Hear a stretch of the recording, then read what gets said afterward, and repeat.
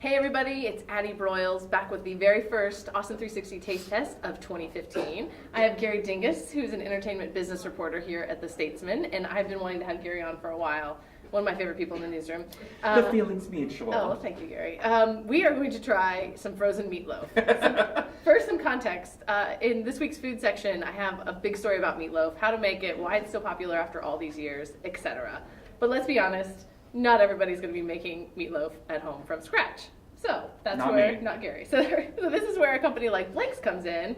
This company's been around for a while. They're not local, but they sell locally here, and they have frozen meatloaf. It's like a meatloaf casserole. So there's mashed potatoes and gravy, and I see some peas and some other things. And they were very excited this year because they think that the microwaved version is as good as the oven-baked version. You know, they're trying to promote it as being a fast, quick, maybe somewhat healthy lunch.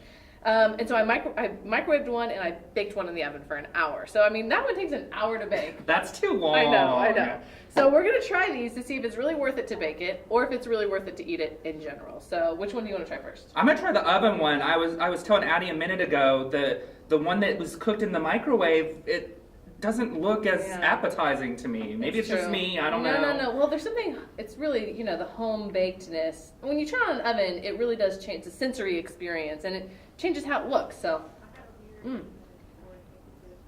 Now that was mostly potatoes that I just got. But dang, they were good potatoes. I actually got some meat. It's very good. It's very good. Now, do you like meatloaf? I do. You know, again, I don't really cook.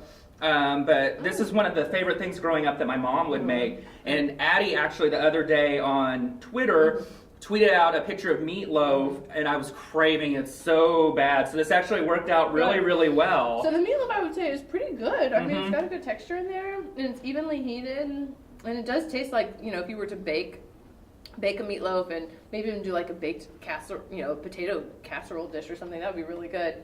So I think we definitely give a thumbs up to the oven version. I'm kind of scared to test this one, Addie.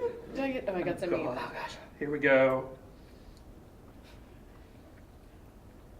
Ooh, the meat's pink. This is gonna be bad. So I mean, the flavors are all the same, but the oven I think is definitely better. The oven's better by a mile. And it must be just the slowness of the heating, and then it gets it's at 375 degrees for 45 minutes to an hour. So I mean, it's a long time.